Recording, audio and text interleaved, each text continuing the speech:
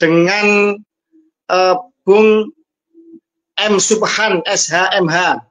Beliau seorang putra bangsa yang sangat peduli kepada tertib hukum dan kepada nasib pribumi Nusantara. Tadi siang jam 13.30 beliau telah melaksanakan sidang pertama uji materi ke Mahkamah Konstitusi terkait kewarganegaraan orang-orang asing yang tinggal di Indonesia dan terbukti terkonfirmasi mereka belum pernah mengajukan kewarganegaraan.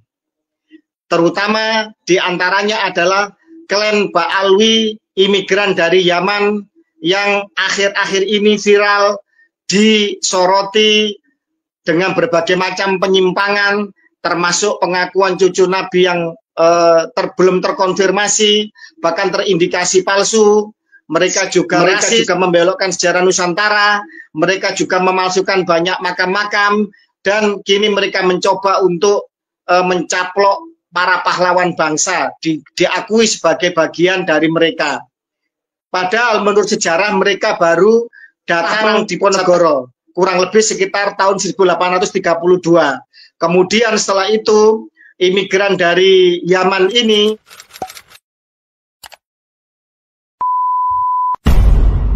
Assalamualaikum warahmatullahi wabarakatuh. Rahayu, rahayu, rahayu Nusantaraku. Salam sejahtera bagi yang beragama lain. Baik, pemirsa Gus Fuad Channel, sesuai dengan janji kita di podcast beberapa hari yang silam dengan Bung M. Subhan SHMH. Beliau seorang putra bangsa yang sangat peduli kepada tertib hukum dan kepada nasib pribumi Nusantara. Tadi siang jam 13.30 beliau telah melaksanakan sidang pertama uji materi ke Mahkamah Konstitusi terkait kewarganegaraan orang-orang asing yang tinggal di Indonesia dan terbukti terkonfirmasi mereka belum pernah mengajukan kewarganegaraan. Terutama diantaranya adalah klan Ba'alwi, imigran dari Yaman yang akhir-akhir ini viral disoroti dengan berbagai macam penyimpangan, termasuk pengakuan cucu Nabi yang belum terkonfirmasi, bahkan terindikasi palsu. Mereka juga rasis, mereka juga membelokkan sejarah Nusantara, mereka juga memalsukan banyak makam-makam, dan kini mereka mencoba untuk mencaplok para pahlawan bangsa, diakui sebagai bagian dari mereka. Padahal menurut sejarah mereka baru datang setelah Perang Diponegoro, kurang lebih sekitar tahun 1832. Kemudian setelah itu, imigran dari Yaman ini tidak mendukung perjuangan kemerdekaan bangsa, mereka absen di gerakan 1908 Kebangkitan Nasional, mereka absen di Sumpah Pemuda 1928, mereka juga absen di dalam perjuangan seputar BPO PKI, PPKI Persiapan Kemerdekaan Indonesia, hingga mereka juga absen di dalam Perang 10 November, padahal Jenderal Malabi wafat di Jembatan Merah, di dekat Kampung Ampel, tempat banyak dari klan mereka tinggal, tanah perdikan Ampel, tinggal sedikit, banyak yang dikapling-kapling oleh mereka, tapi mereka absen di dalam serangan agresi militer pertama dan kedua Belanda, mereka juga absen. Di dalam serangan Janur Kuning juga tidak tercatat nama mereka ikut dalam perjuangan bangsa. Tetapi kini mereka seolah-olah menjadi majikan-majikan dari pribumi Nusantara. Ternyata menurut Kang Mas Subhan, sarjana hukum, magister hukum ini, yang telah mengajukan uji materi ke Mahkamah Konstitusi, mayoritas dari mereka terbukti belum pernah melakukan proses pengajuan kewarganegaraan kepada pemerintah Republik Indonesia secara resmi, sebagaimana amanat dari Undang-Undang Dasar 45 kita, pasal 26 konstitusi kita, dan juga Undang-Undang Kewarganegaraan yang itu oleh beliau diuji materi kepada Mahkamah Konstitusi. Baik, sekali lagi saya katakan no viral, no justice. Kalau tidak viral, kalau tidak ramai, tidak meledak beritanya, tidak didukung oleh netizen, maka tidak ada keadilan. Begitulah yang masyhur di dalam kekinian Indonesia, bahwa keadilan harus dicapai dengan diviralkan dahulu. Karena itulah maka seluruh elemen bangsa yang peduli kepada nasib pribumi Nusantara, kepada konstruksi hukum kita, tertib hukum kita, tentang kewarganegaraan kita, harus mendukung perjuangan ini, pergerakan ini. Dan silahkan untuk apa yang menjadi pembicaraan pengawalan kita terhadap sidang Mahkamah Konstitusi ini bisa disebarluaskan. Boleh diambil video-video yang berkaitan dengan kegiatan ini, dengan perjuangan ini, tetapi tentu saja secara etika harus mencantumkan dari mana mengambil cuplikan video sedang yang kita konsen dan kita konsentrasi untuk melakukan uji materi di Mahkamah Konstitusi ini. Baik, tanpa panjang lebar, silakan Mas Subhan, Kang Mas kita, untuk menceritakan detail terkait mengenai masalah sidang hari ini di Mahkamah Konstitusi. Silakan, Kang Mas. Baik, Assalamualaikum warahmatullahi wabarakatuh. Waalaikumsalam warahmatullahi wabarakatuh. Tadi dimulai sidang panel, sidang sidang pertama oleh Mahkamah Konstitusi, perkara nomor 14, yaitu perkara permohonan uji materi yang saya ajukan. Pada intinya, Majelis Hakim panel setuju dengan permohonan saya, namun ada beberapa perbaikan, dan itu saya terima sebagai masukan, karena perbaikannya hanya bersifat asosial itu, atau hal yang tidak pokok, nggak apa-apa. Cuman ada salah penulisan, ada hierarki undang-undang yang kelewati, hanya itu. Tapi substansi daripada permohonan saya, justru hakim ada kekhawatiran, ini berdampak sangat luar biasa, kata dia. Pasti. Dia bilang begitu. Maka begini, harus ada dukungan yang luas oleh bangsa ini agar ini dikabulkan. Tetapi andai kata karena hakim mudah khawatir begitu, nggak dikabulkan, juga tidak apa-apa sebenarnya. Karena materi undang-undang dasar pasal 26 itu jelas sekali. Yang menjadi bangsa Indonesia, yang menjadi warga negara Indonesia adalah bangsa Indonesia asli. Itu nggak bisa ditawar. Kalau ditanya, khususnya umpama Pak Alawi, kita tanya, apakah mereka bangsa Indonesia? Bukankah dia bangsa Yaman? Bahkan kalau ditanyakan kepada dirinya sendiri, dia akan pasti bilang, dia bukan bangsa Indonesia. Nah, itulah kekhawatiran hakim. Kenapa kalau ini dikabulkan akan menjadi luar biasa dampaknya itu. Karena di semua lini pemerintahan telah ada isian orang-orang Balawi ini. Hampir di semua lini pemerintahan itu ada sekarang dia. Nah, itu kalau dikabulkan itu teranulir dengan sendirinya mereka-mereka itu. Baik, sebentar. Sebelum terlalu jauh diceritakan, kami review bahwa sidang pertama tadi itu bersifat panel untuk melihat terkait materi gugatan, bukan gugatan ya, materi yang panjenengan ajukan, yang permohonannya, baik dari redaksional maupun sistematika atau hal-hal yang sebenarnya tidak krusial, itu agar diperbaiki. Ada masukan-masukan. Oke, itu yang pertama.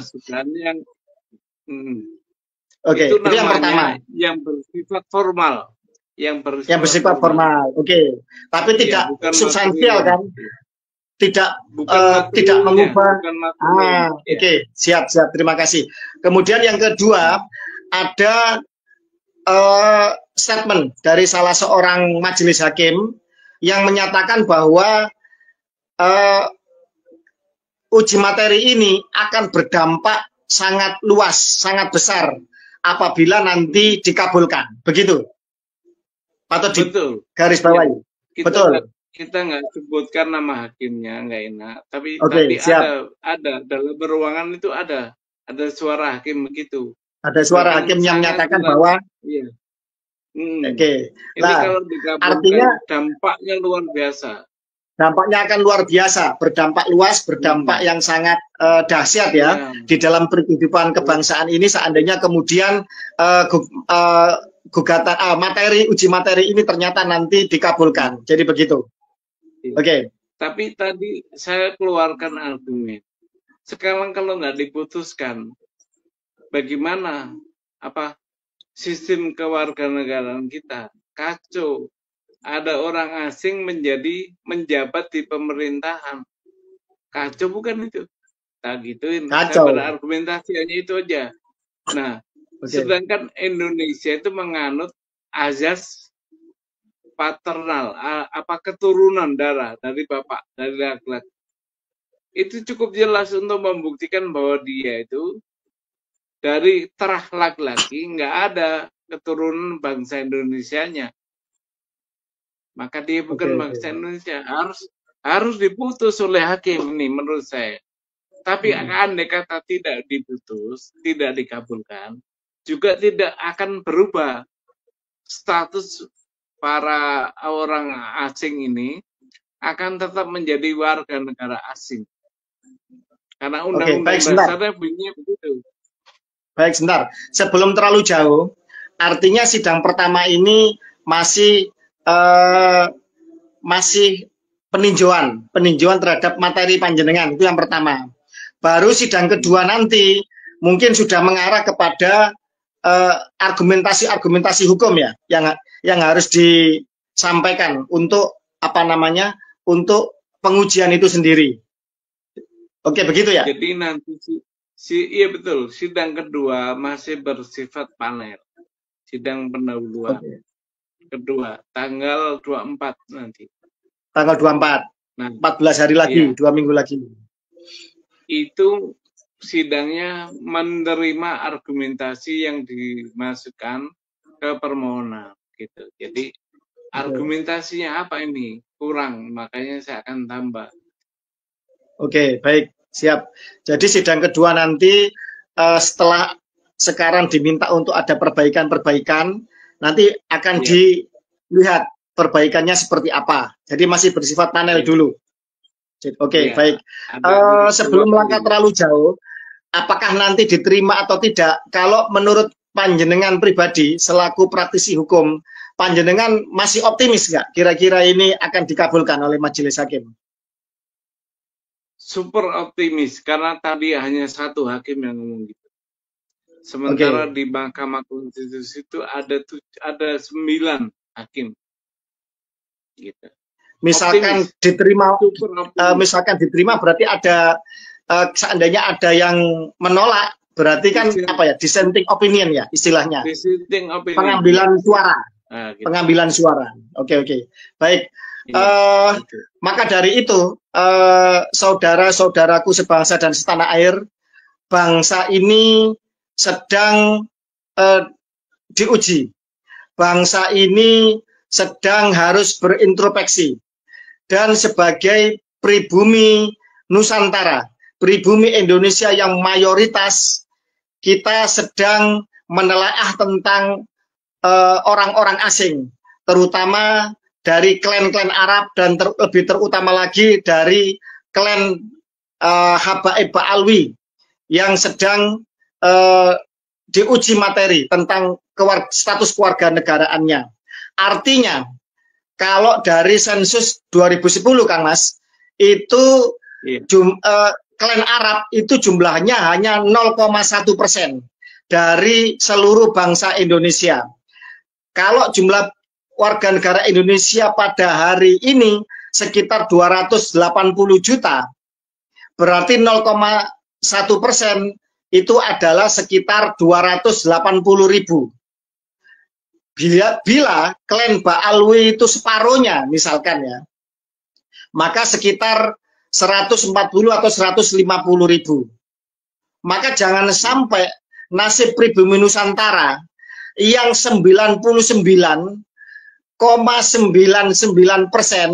itu dikalahkan oleh 0,1%. Lah, ini harus dikawal oleh seluruh anak bangsa lintas suku, lintas etnis pribumi asli Nusantara.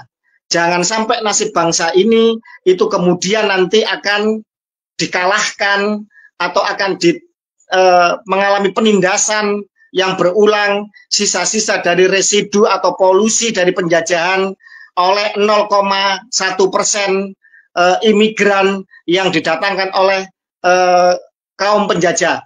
Yang sementara itu mayoritas dari mereka, saya mengatakan mayoritas ya, bukan berarti tidak ada. Saya yakin mesti ada di antara mereka yang sudah mengajukan kewarganegaraan. Jangan sampai kemudian dikalahkan oleh mayoritas dari mereka, dari 0,1% ini yang belum punya status kewarganegaraan berdasarkan amanat konstitusi kita. Nah, terus kemudian selain optimisme dari Kang Mas Subhan, hal-hal apa lagi yang bisa diceritakan pada hari ini tadi, sidang pertama tadi, Kang Mas? Jadi gini, ada satu argumen dari hakim untuk membuat contoh. Nah, saya membuat contoh, kenapa ini harus equal terhadap semua warga negara. Saya bilang bahwa ada warga negara keturunan Tionghoa yang pada awal-awal kemerdekaan, bahkan sampai tahun 80-an, dikejar-kejar aparat agar mengakui atau pulang. Nah, kenapa warga negara Arab itu tidak? Berarti negara telah berlaku tidak adil kepada semua warga negara yang ada di Indonesia. Gitu. Kenapa? Betul. Kenapa orang-orang Tionghoa diminta untuk mengurus SBKRI, surat bukti kewarganegaraan Indonesia, sementara orang Arab tidak? Nah, saya kasih contoh itu. Artinya apa? Semua peranakan itu harus mengurus kepada kewarganegaraannya. Nah, peranakan itu siapa aja? Saya jelaskan. Saya tidak mengambil di apa istilahnya dokumen yang bukan negara punya, tapi dokumen negara berupa apa? Penjelasan Undang-Undang Dasar yang dibuat oleh Mr. Supomo, yaitu penjelasan pasal 26 ayat 1 itu, bahwa yang dapat menjadi warga negara itu peranakan. Disebut di situ ada peranakan Belanda, ada peranakan India, ada peranakan Tionghoa, ada peranakan Arab. Artinya apa? Memang harus dia yang menjadi sasaran undang-undang kewarganegaraan untuk menjadi warga negara.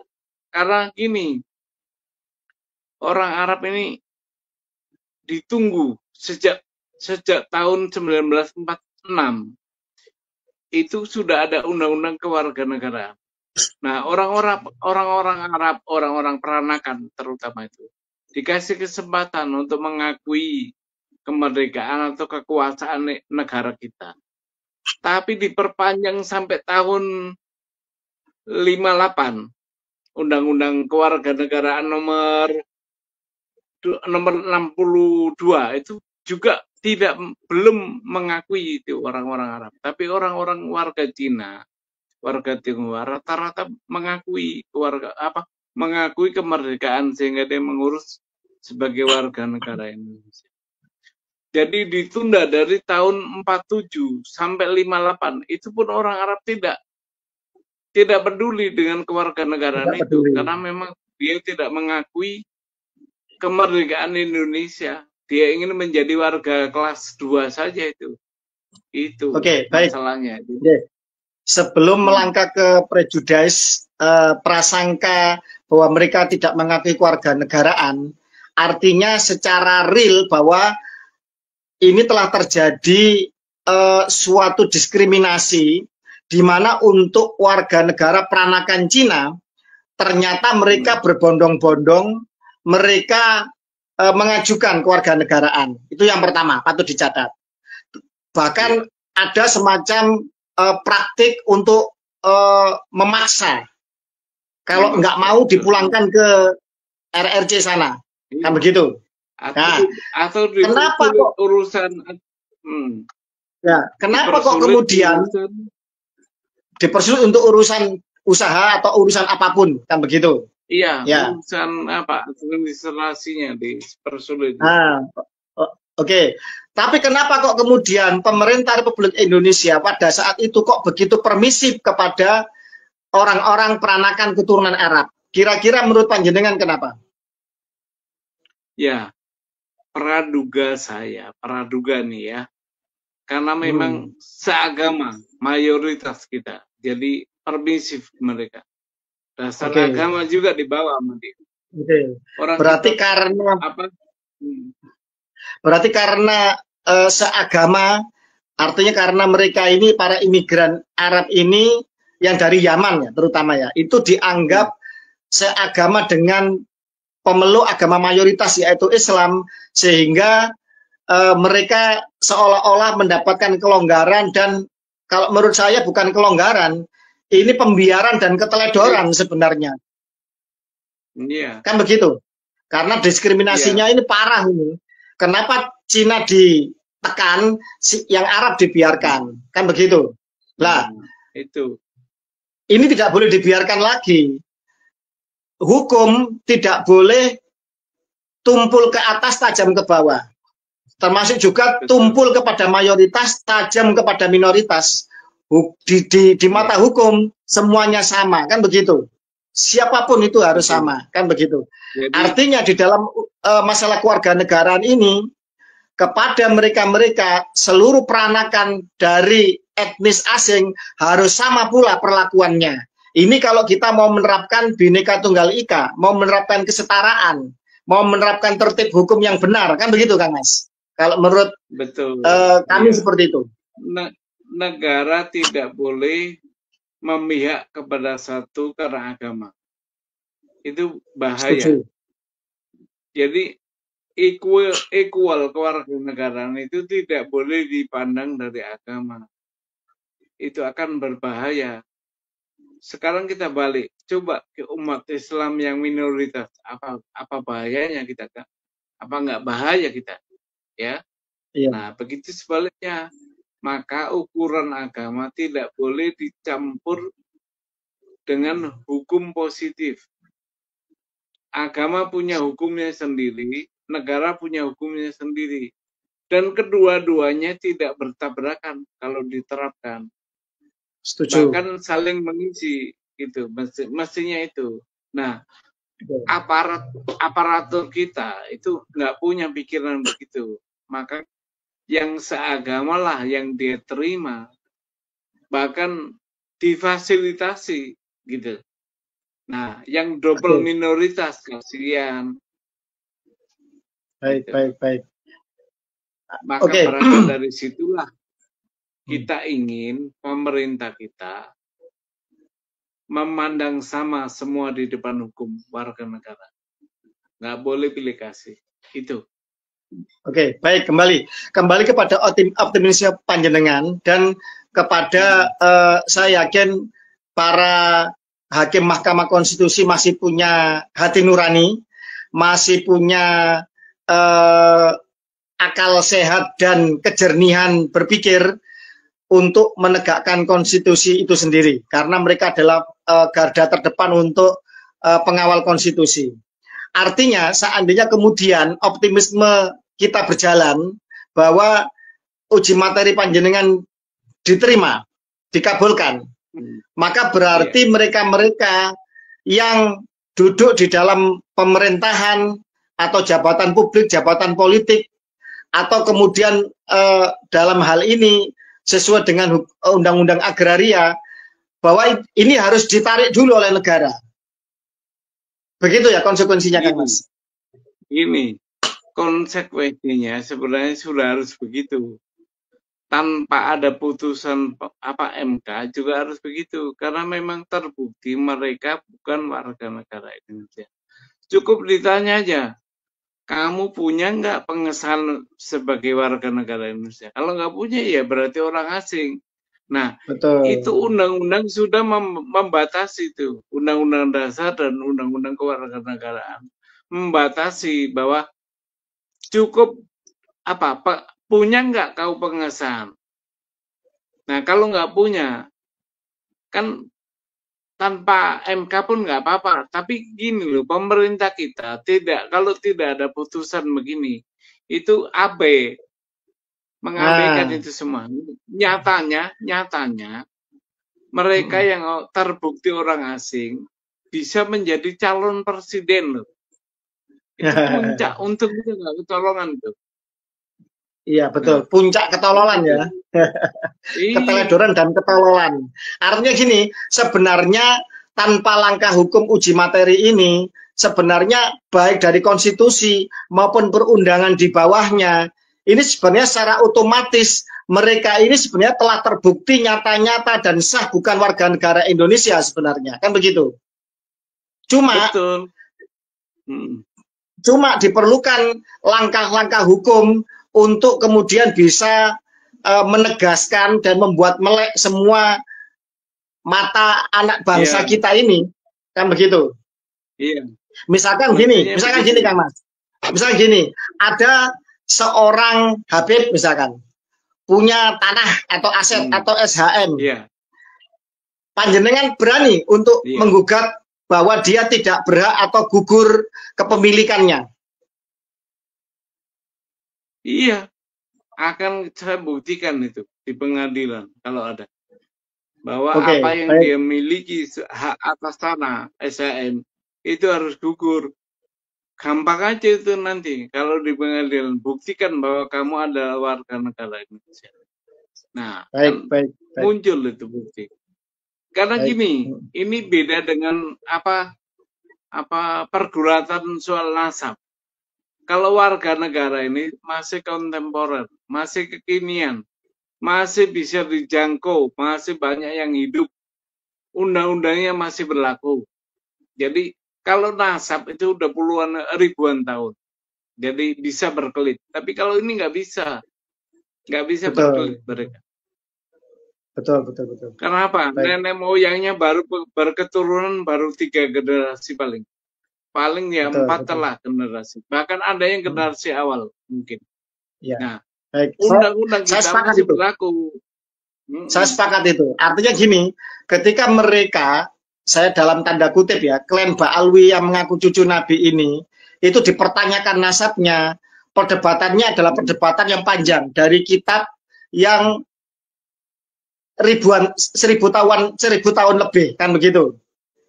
Kita cari di abad-abad awal hingga ke sekarang pembuktiannya. Juga masih harus dengan sampling tes DNA, kan begitu. Iya.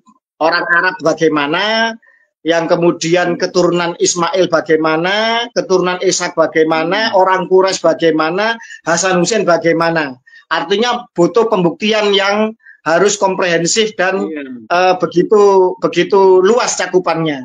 Tetapi untuk membuktikan bahwa mereka bukan warga negara Indonesia dan mereka sebenarnya tidak berhak untuk menduduki jabatan publik atau memiliki aset-aset dan mendirikan organisasi di dalam ruang lingkup Negara Kesatuan Republik Indonesia berdasarkan konstitusi dan perundangan di bawahnya adalah sangat mudah sebenarnya.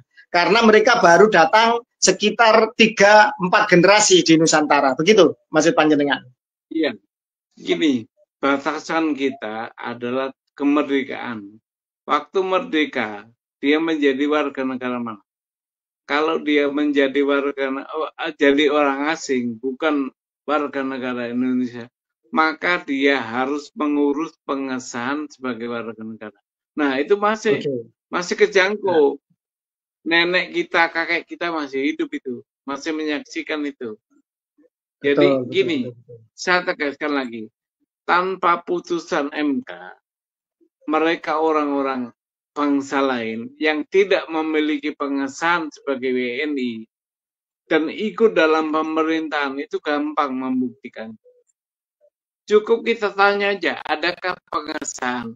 Kalau ada pengesahan, kita cek, ada nggak tercatat di lembaran negara? Karena gini, pengesahan sebagai WNI itu dicatat dalam buku negara, buku lembaran negara. Jadi gampang untuk ngeceknya. Iya. Gitu, baik, ya. Parameternya gampang. Pertama mereka baru datang di Nusantara, ya, datuknya. Yang kedua ketika Indonesia merdeka, mereka sebagai orang asing punya nggak pengesahan atau pernah nggak mengajukan pengesahan? Itu yang kedua. Yang ketiga, ada komparasi, ada perbandingan dengan peranakan keturunan etnis asing yang di Nusantara, yaitu etnis Cina. Ternyata mereka berbondong-bondong pernah mengajukan kewarganegaraan, tapi imigran Yaman dalam tanda kutip wabil khusus klan Habib Ba'alwi ini yang sekarang merasa paling mulia, paling rasis, itu ternyata tidak pernah, mayoritas tidak pernah mengajukan kewarganegaraan. Gampang sebenarnya pembuktiannya. Iya, cukup dua undang-undang, undang-undang dasar dan undang-undang kewarganegaraan, cukup ya, bahwa dia itu warga negara itu bukan. Itu ya. Jadi gini, akan sidang lagi tanggal 24 Maret. Siap. Nah, itu sidang panel kedua terakhir untuk menentukan sidang ini lanjut atau tidak. Kalau berlanjut, maka yang akan dihadirkan dalam persidangan ini pemerintah, dalam hal ini yang mewakili Kumham dan anggota dan DPRD, DPR RI yang mewakili. DPR RI. Baik. Terus dihadirkan saksi-saksi ahli. Nah, itu. Baik. Pengennya waktu pemeriksaan saksi ahli itu live kita. Oke, siap. Bisa ya, dimohon untuk live bisa ya, Kang Mas? Insya Allah bisa kalau pas pembuktian. Oke, baik, terima kasih. Jadi sudah bisa ya. Jadi Mas Subhan sudah konfirmasi ke Mahkamah Konstitusi bahwa bisa live untuk nanti ketika pembuktian ya dari saksi ahli. Iya. Terus ini, oke, baik, kembali kepada jalannya yang jenengan jalani hari ini terkait sidang pertama. Terus terkait juga mengenai masalah optimisme panjenengan. Tadi juga terkait mengenai masalah panjenengan statement bahwa tanpa putusan Mahkamah Konstitusi pun sebenarnya otomatis mereka sebenarnya telah nyata-nyata status kewarganegaraannya telah sebenarnya telah tidak ada secara hukum. Artinya mereka bukan warga negara Indonesia. Terus kemudian kita akan melangkah kepada yang berikutnya, Kang Mas. Masalah terkait no viral, no justice. Artinya perjuangan panjenengan ini kan benar-benar mutlak sendirian. Benar-benar sebenarnya seorang diri berjibaku untuk mempertanyakan ini. Karena itulah kemudian kita menyerukan, kami menyerukan seluruh segenap anak bangsa, lintas suku, etnis, agama yang merasa pribumi Nusantara, atau mungkin juga yang merasa peranakan dari etnis asing yang pernah mengajukan, mengajukan kewarganegaraan untuk ikut mendukung gerakan ini agar terjadi keadilan dan kesetaraan di dalam kehidupan bangsa kita. Kang Mas, ini beberapa klan Arab di luar Habib Ba'alwi, terutama yang sudah paling lantang selama ini dari keluarga klan Az-Zubaidi itu telah berkorespondensi dengan kami dan mereka mendukung perjuangan pergerakan ini. Klan Az-Zubaidi, Kang Mas, itu secara DNA benar-benar orang Arab, haplogrupnya J1. Secara haplotype mereka terbukti sebagai keturunan dari garis Ismail bin Ibrahim. Alhamdulillah mereka juga mendukung pergerakan ini, mereka mendukung anti rasisme di Nusantara, mereka mendukung kesetaraan, mereka mendukung Bhinneka Tunggal Ika, dan alhamdulillah sangat surprise mereka juga mendukung tentang perjuangan pergerakan panjenengan. Dan kami mengundang kepada seluruh segenap lintas etnis, baik asli pribumi maupun non pribumi yang telah menjadi warga negara Indonesia, yang dulu terutama etnis Cina ya, atau klan-klan Arab yang pernah mengajukan kewarganegaraan untuk ikut mendukung pergerakan ini. Karena apa? Agar bangsa ini bisa menerapkan kesetaraan di depan hukum. Tidak ada tebang pilih. Yang ini karena non-muslim kemudian dianaktirikan, yang ini karena sesama agama kemudian dibiarkan. Nah, kalau ini terjadi, nanti non sewu orang Islam mencuri, korupsi, ya vonisnya cuma mohon maaf 10 tahun. Kalau orang non-pri atau orang-orang non-muslim korupsi vonisnya hukuman mati. Nah, ini kan bahaya kalau kemudian terjadi tebang pilih. Lah, ini ujian ini tentang kewarganegaraan ini. Monggo Kang Mas, karena itu nanti di link ini nanti akan diberikan juga contoh amicus curiae. Amicus curiae ini adalah sahabat pengadilan untuk dukungan baik secara pribadi maupun kelembagaan, ormas dan lain sebagainya mendukung pergerakan dan perjuangan ini. Monggo Kang Mas, ini sudah 35 menit, hampir 30 menit.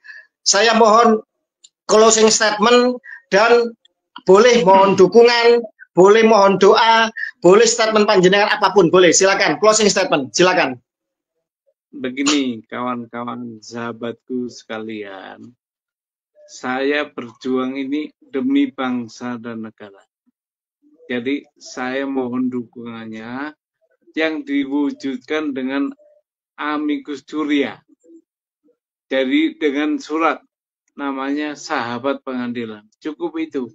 Banjiri MK dengan surat itu supaya dikabulkan. Ya. Banjiri surat-surat apa sahabat pengadilan ini ke MK dari segala penjuru, dari semua lapisan masyarakat, dari tokoh-tokoh agama, tokoh-tokoh budaya, tokoh-tokoh yang lainnya boleh. Ya, jadi cukup itu aja, nggak perlu datang, nggak perlu hadir. Cukup banjiri MK dengan surat sahabat pengadilan. Sahabat pengadilan. Ya. Oke, itu saja. Terima kasih. Terima kasih, Kang Mas. Jadi itu harapan beliau. Selain beliau mohon doa, tetap sehat. Semoga beliau tetap sehat, semangat, fokus.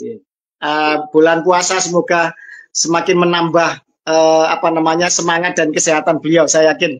Beliau juga minta yang paling utama, tidak perlu datang, tidak perlu kemudian keluar biaya atau apapun. Beliau siap untuk berjuang sendirian sebagai putra bangsa.